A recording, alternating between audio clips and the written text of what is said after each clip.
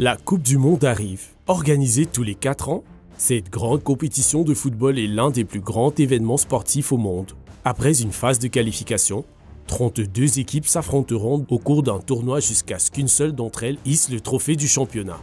Chaque édition de l'événement est regardée par plus d'un demi-milliard de personnes, la finale ayant été regardée en 2018 par plus d'une personne sur 10 dans le monde. C'est le gros lot, sans parler de masse de fans qui auront la chance de le regarder en personne. C'est donc clairement un grand honneur de l'abriter.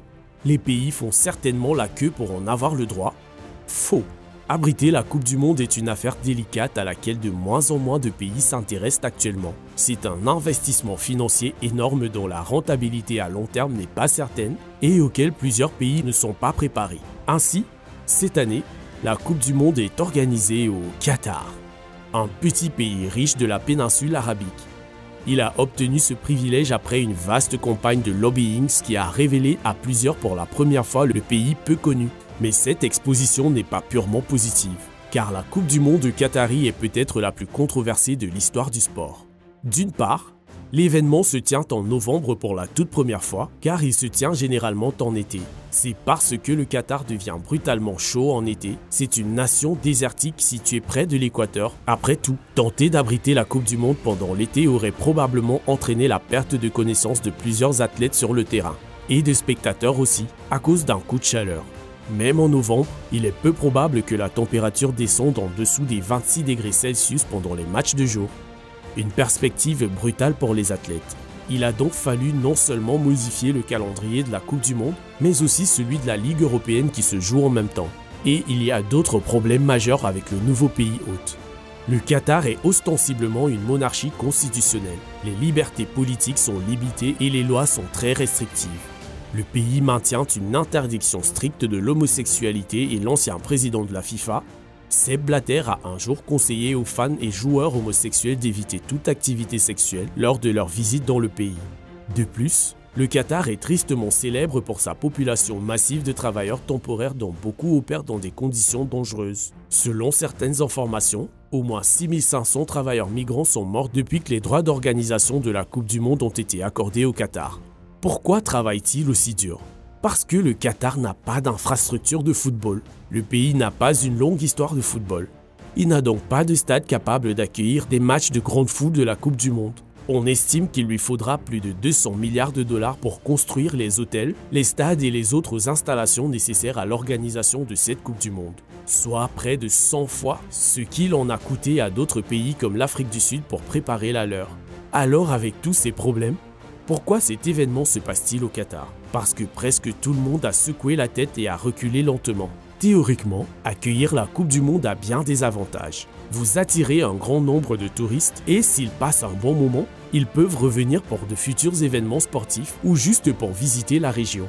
Vous ferez également beaucoup de commerce extérieur car les autres pays voudront y être représentés. Et cela n'inclut pas le boom domestique. Même les pays les plus fous de football ont besoin de beaucoup de nouvelles infrastructures, car les stades qui accueillent les matchs locaux ne sont tout simplement pas assez grands pour les matchs de la Coupe du Monde. Et cela signifie beaucoup de construction et beaucoup de nouveaux emplois pour les ouvriers, probablement avec beaucoup d'heures supplémentaires. Alors, quel est l'inconvénient? Il s'avère qu'il y en a beaucoup. D'une part, même s'il semble que les gouvernements se contentent d'imprimer de l'argent, il y a une limite à ce qu'ils peuvent tirer du trésor. Et les dépenses discrétionnaires nécessaires pour équiper un pays pour la Coupe du Monde peuvent dépasser de loin le budget annuel. Cela signifie que les pays doivent souvent s'endetter pour s'installer. Et ensuite, ils doivent espérer que l'augmentation du tourisme qu'ils obtiennent de la Coupe du Monde le compensera. Est-ce que ça marchera? Eh bien, plus la préparation est coûteuse, moins il est probable que le pays récupère son argent. Ce qui signifie que le Qatar pourrait connaître un réveil brutal en 2023. Mais bon, il leur reste au moins des améliorations permanentes, n'est-ce pas? C'est vrai, mais seulement jusqu'à un certain point. Les nombreux hôtels et les logements construits pour la Coupe du Monde seront utiles après l'événement, mais uniquement si le pays connaît un coup de pouce dans le secteur touristique après l'événement. C'est une excellente ressource dont les pays qui ont déjà un secteur touristique florissant peuvent bénéficier, mais ceux où le tourisme n'est pas très élevé verront ces hôtels rester pour la plupart vides jusqu'à ce qu'un autre grand événement se produise en ville. Et puis, il y a les stades. Des bêtes massives qui se retrouvent souvent pour la plupart vides et dégradées dans les années qui suivent la Coupe du Monde, sans qu'aucun match de cette envergure ne soit susceptible de se jouer à nouveau dans le pays. Certains les utilisent quand même pour abriter des matchs nationaux, peu importe à quel point les sièges vides sont gênants. Et moins un pays a d'infrastructures, plus la tâche devient difficile. Le Qatar est le cas le plus extrême et le montant qu'il dépense pour sa Coupe du Monde est près de 5 fois le montant total combiné des dépenses que tous les autres pays qui ont accueilli la Coupe du Monde depuis 1990. Mais chaque pays est confronté à des défis financiers lorsqu'il reçoit la Coupe du Monde. Car pour le plus grand événement sportif du monde, il est étonnamment difficile de gagner de l'argent. Même la Coupe du Monde la plus réussie laissera le pays dans le trou parce que le pays ne reçoit pas beaucoup d'argent des plus gros bénéficiaires de la Coupe du Monde. Qui en reçoit? Rencontrons le grand homme. Il s'agit de la FIFA, la Fédération internationale de football association, un organe directeur international massif couvrant plusieurs types de football. Fondée en 1904, elle compte aujourd'hui 211 associations nationales réparties en 6 confédérations régionales sur différents continents. La FIFA organise la Coupe du Monde, choisit qui l'abritera tous les 4 ans et s'assure que les efforts du pays sont à la hauteur de ses attentes. En échange, elle prend la plupart des bénéfices. La Coupe du Monde rapporte de l'argent principalement grâce à 3 sources de revenus. La vente de billets pour les matchs en présentiel, les droits de diffusion pour les milliards de personnes qui la regardent à la maison et les droits de publicité lors des matchs, ce qui offre aux annonceurs la plus grande plateforme au monde. Ces 3 sources de revenus reviennent directement à la FIFA, ce qui oblige les pays à tenter de collecter les fonds pendant l'événement grâce à des ventes de concessions. C'est un peu plus compliqué que cela, mais les pays essaient généralement d'exploiter la puissance du tourisme local pour compenser les coûts. La FIFA aide à régler la facture, mais même pas entièrement. L'argent que la FIFA fournit aux pays hôtes varie. Elle a donné un peu moins de 2 milliards de dollars au Qatar pour sa Coupe du Monde. Cela comprenait près d'un demi-milliard qui irait aux équipes gagnantes en prix monétaire, ce qui signifie que le Qatar a reçu un financement de moins d'1% des dépenses totales relatives à l'événement. Cependant, pour d'autres pays, cela pourrait facilement représenter environ 50% des dépenses totales. Ce qui est utile, mais les met quand même dans le trou. Les Coupes du Monde rapportent généralement près de 5 milliards de dollars de revenus à la FIFA, ce qui en fait une victoire pour l'organisation, mais pas nécessairement pour le pays hôte. Mais au moins la FIFA est un courtier honnête, n'est-ce pas? Un instant, parce que tout ce qui concerne la Coupe du Monde doit passer par la FIFA, et c'est une perspective de plus en plus risquée. La FIFA est devenue de plus en plus grande depuis sa création en 1904 pour régir les ligues européennes de football, et maintenant c'est une organisation gargantuesque.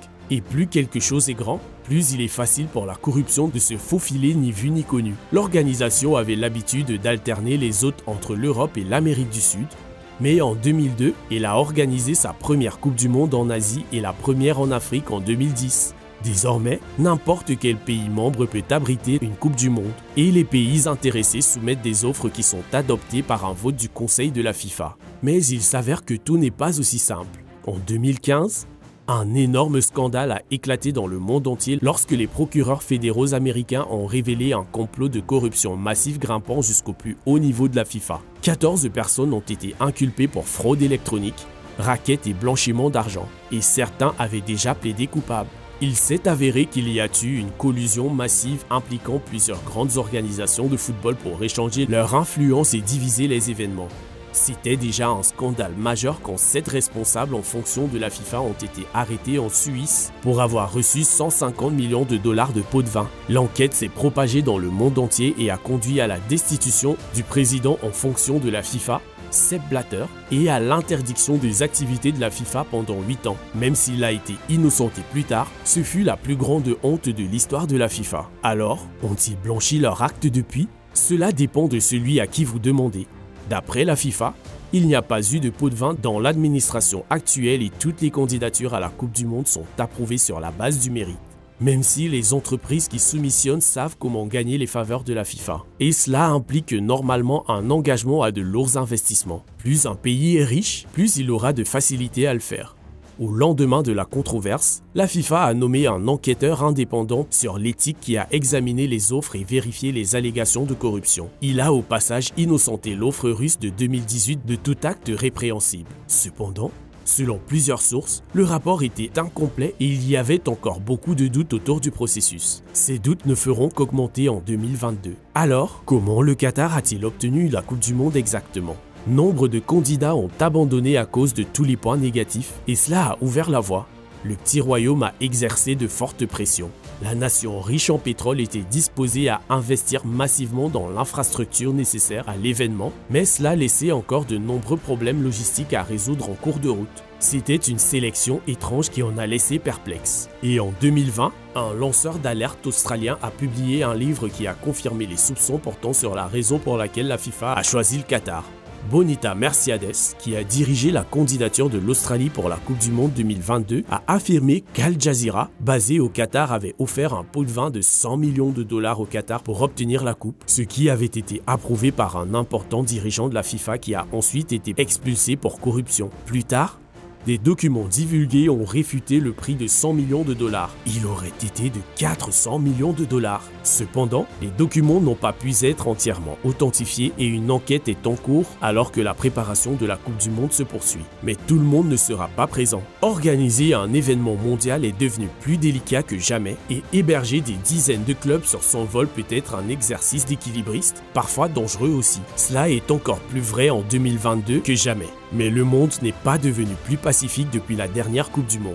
Après une Coupe du Monde 2018 en Russie, on pourrait penser que tout le monde serait content de sortir de là. Après tout, la Russie est connue pour arrêter des touristes et même des athlètes célèbres qui viennent dans le pays avec des accusations souvent sommaires. Mais vint ensuite l'invasion de l'Ukraine au début de 2022 et bientôt la présence même de la Russie dans l'événement fut une tempête de feu. De nombreuses personnes ont exigé que la Russie soit totalement bannie des événements sportifs, tandis que d'autres ont déclaré qu'il n'était pas juste de punir des athlètes. La FIFA a tenté de trouver un terrain d'entente et a interdit tout match officiel en Russie. Mais après cela, les équipes de plusieurs nations européennes ont affirmé qu'elles ne concourraient pas contre la Russie. Face à une énorme tempête, la FIFA a finalement décidé de bannir complètement la Russie de la Coupe du Monde, ce qui en a conduit plusieurs à taxer cela d'hypocrisie parce que des pays comme l'Iran et l'Arabie Saoudite ont été autorisés à concourir malgré leur violation massive des droits de l'homme. Et bien sûr, il y a le pays hôte. Le Qatar connaît un parcours chaotique alors qu'il tente de se préparer à accueillir la Coupe du Monde.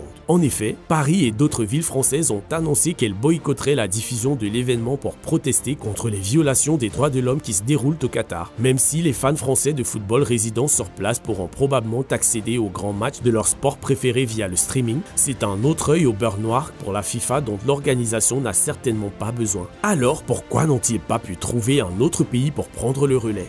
D'une part, une fois les contrats signés, la décision de retirer la Coupe du Monde au Qatar aurait engendré des années de bataille judiciaire. Une grande partie de l'infrastructure était déjà construite lorsque la controverse s'est intensifiée, ce qui jetterait un nuage sur l'ensemble de la procédure. Et peu de pays seraient en mesure de prendre le relais à court terme, à moins qu'ils n'aient déjà l'infrastructure prête d'une précédente édition de la Coupe du Monde. Évidemment, l'hôte précédent de 2018 a été écarté pour plusieurs raisons. Même s'il retirait l'événement au Qatar, il ne pourrait peut-être pas trouver un autre hôte parce que de nombreux pays riches ont appris que la réception d'un aussi grand événement ne vaut pas un autre phénomène sportif mondial.